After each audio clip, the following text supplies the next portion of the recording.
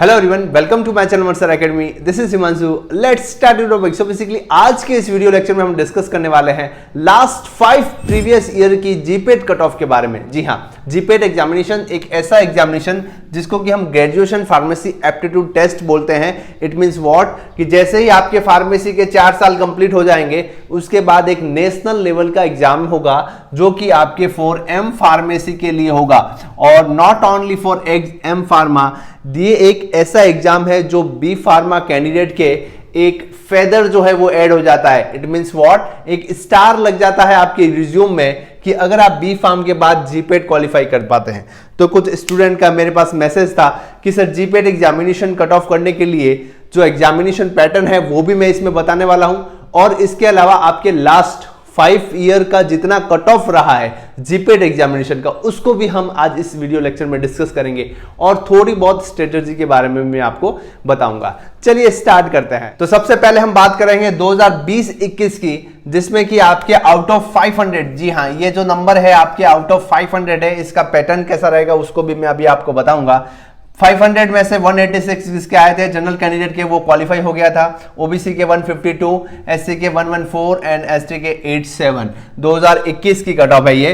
2020 की मैं बात करूं तो 163, जनरल के लिए ओबीसी 131, एससी के लिए 101 और एसटी के लिए 76। 2019 में 114, 117 ओबीसी के लिए, 95 जो है आपके एससी के लिए और एसटी के लिए 74। 2018 की मैं बात करूं तो 115 ओबीसी के लिए और 90 एसटी एससी। और 2070 की अगर मैं बात करूं तो 113 आपके ओबीसी जनरल की और 82 जो है एसटी एससी की रही। ओके, तो यहां पे आपने लास्ट 5 प्रीवियस ईयर की कट ऑफ जो है उससे आप एक मोटे तौर पे आइडिया लगा सकते हैं कि कट ऑफ जो है वो जैसे जैसे टाइम निकल रहा है वैसे वैसे बढ़ती जा रही है ना। 163 से 83 की अगर मैं 2018 की बात करूं तो 115 ही जाती थी, उससे पहले 125 गई, 142 गई। बहुत सारा ऐसा वेरिएशन जो है आप देखेंगे तो कट ऑफ का वेरिएशन एक्चुअली कुछ कह नहीं सकते कि 2022 में जो है आने वाले एग्जाम में वो कितनी जाएगी। क्यों नहीं कह सकते? क्योंकि it's all depend on your exam paper कैसा आता है। पेपर का लेवल टफ होता है तो उस हिसाब से जो है कट ऑफ सेट होती है, पेपर का लेवल इजी होता है तो उस हिसाब से कट ऑफ सेट होती है।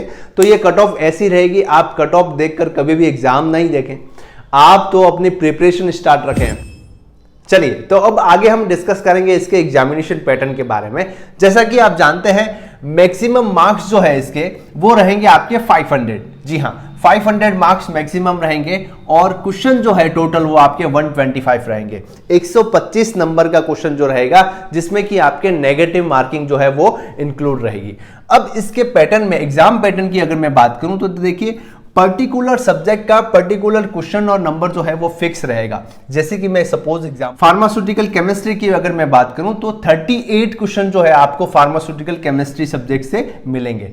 अब आप बोलोगे सर ये फार्मास्यूटिकल केमिस्ट्री का मतलब ये है, इसमें फार्मास्यूटिकल एनालिसिस भी आ गई, फार्मास्यूटिकल ऑर्गेनिक केमिस्ट्री भी आ गई, फार्मास्यूटिकल इनऑर्गेनिक केमिस्ट्री भी आ गई। जितनी भी आप 4 साल में केमिस्ट्री के बारे में पढ़ोगे, जितनी भी केमिस्ट्री पढ़ोगे आप फार्मेसी से रिलेटेड, वो सारे की सारी इसमें आ जाएगी और उसका जो वेटेज है मार्क्स का वो कितना रहेगा, 152 मार्क्स मैक्सिमम रहेंगे और 38 क्वेश्चन जो है आपके फार्मास्यूटिकल केमिस्ट्री से आएंगे। नेक्स्ट आपका सब्जेक्ट आता है सेकंड नंबर जो कि है फार्मास्यूटिक्स। फार्मास्यूटिक्स के नंबर जो है क्वेश्चन जो है, फार्मास्यूटिक्स के नंबर ऑफ क्वेश्चन जो है आपके रहेंगे 38, सेम एज फार्मास्यूटिकल केमिस्ट्री, और इसका भी मैक्सिमम मार्क्स जो है 152 रहेगा।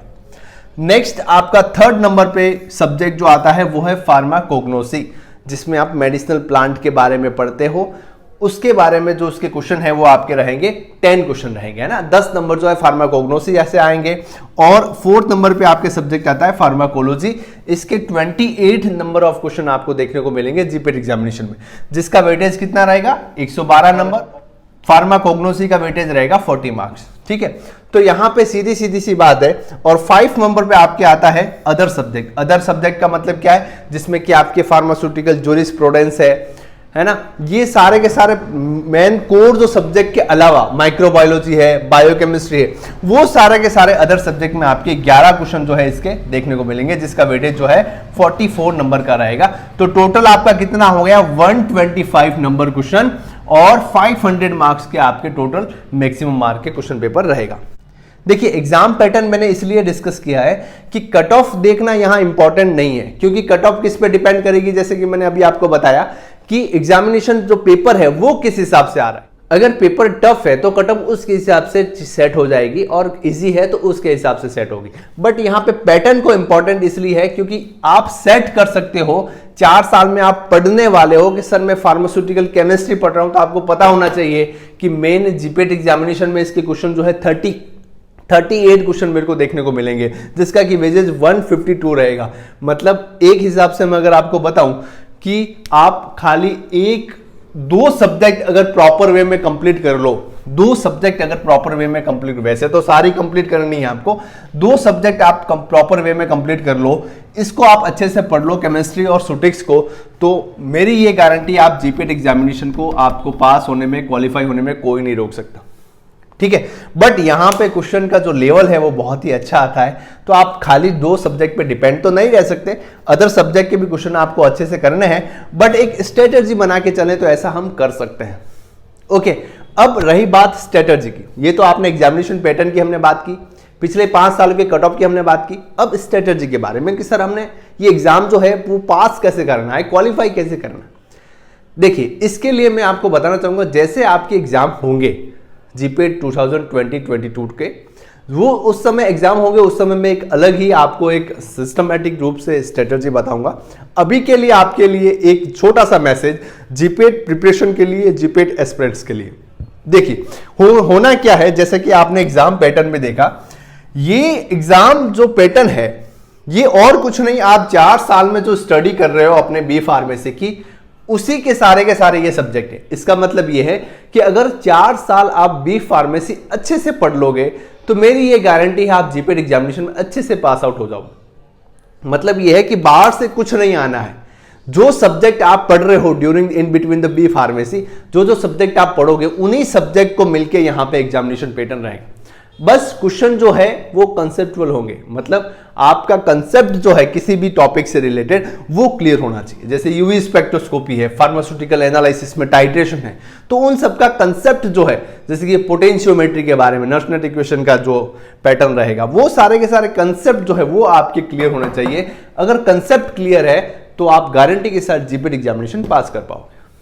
ओके, तो इस वीडियो लेक्चर में हमने डिस्कस किया कि आपकी कट ऑफ जो है वो कितनी रह रही है, पिछले 5 सालों को हमने कंपेयर किया, उसके बाद में हमने उसके एग्जामिनेशन पैटर्न को बताया, और छोटा सा मैसेज जीपीएट एस्पिरेंट के लिए जो प्रिपरेशन कर रहे हैं कि सर ये जो प्रिपरेशन है उसके लिए आपको अलग से कुछ नहीं करना है, आपको इन बिटवीन योर फार्मेसी, जैसे कि आप बी फार्मा कर रहे हैं तो आपको अभी से अपने जीपीएट एग्जामिनेशन के प्रिपेयर हो जाना चाहिए। देखिए आगे एम फार्मा करो ना करो, it is a totally different, but GPAT examination pass करना मतलब ये क्या है कि आपने जिस ग्रेजुएशन की है, जिस सब्जेक्ट में आपने फार्मेसी में ग्रेजुएशन की है, उस सब्जेक्ट का एक नेशनल लेवल का एग्जाम जो है वो आपको फाइट करना बहुत ही ज्यादा जरूरी है, ताकि ये पता चल सके कि आपने 4 साल में कितना क्या और कैसा पढ़ा, और ऑल ओवर इंडिया में आपकी कितनी रैंक बन रही है आपके ग्रेजुएशन की स्टडी की।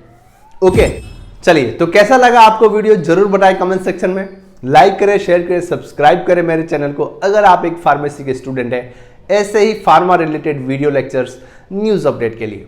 Thank you so much for watching, keep watching, stay tuned.